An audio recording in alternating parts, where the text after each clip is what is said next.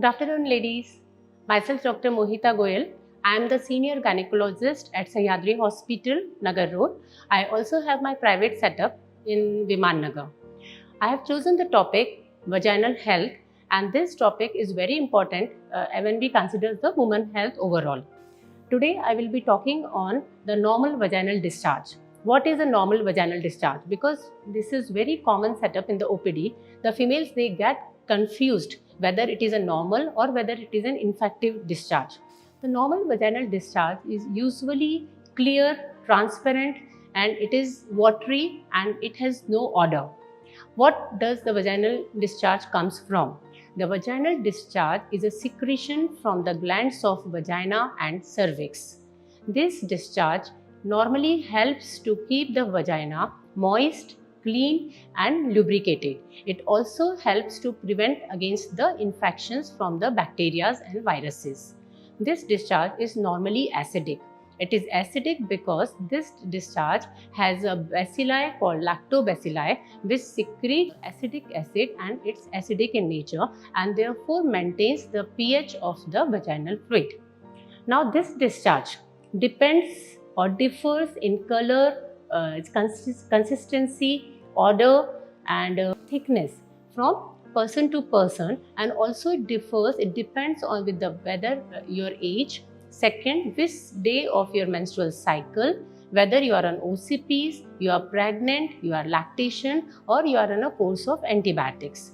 How does vaginal discharge differs with the menstrual cycle? In the start of the menses, that is when you just finish your bleeding, the discharge is little less in quantity and it is thick.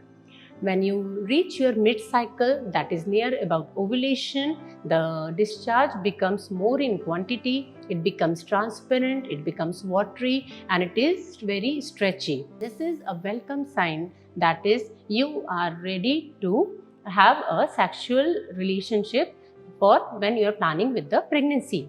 Because when the discharge is very thin and very stretchy, it helps the sperms to swim upwards. After the ovulation, the discharge becomes little thick and it decreases in quantity. Again towards the menses, it increases in little quantity. But the overall during the period, the discharge is odorless and it does not cause any itching. Even the discharge during ovulation, it increases in quantity, sometimes more than 30 times. It may stain your panty and you may feel you are just leaking. That time you may use a panty liner.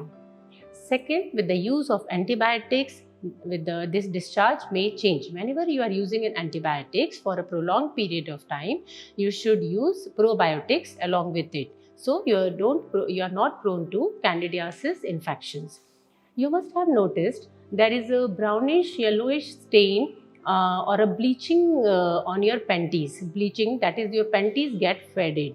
This is only because the discharge, as I told, is acidic, which causes the fading of your panties from the center. This is absolutely normal. Now some females, they have a worry that excessive vaginal discharge may cause backache or weakness, but this is a myth. The excess vaginal discharge during the ovulation, if it is not associated with any of the symptoms like pain or inflammation or pain in your pelvic areas, it is mostly normal. When to consult the doctor? When you feel your vaginal discharge is more in quantity, it has changed in color, odor, there is a fishy smell, or it is blood stain, or it is associated with rash, some blisters or boils near your private parts. It is a time you should consult your doctor. Thank you for your patience listening. If there is any comments, you can just put on the video, or second, if there is any queries, you can just contact on the numbers given below. In the next video, I will be talking on the abnormal vaginal discharge. Thank you, friends.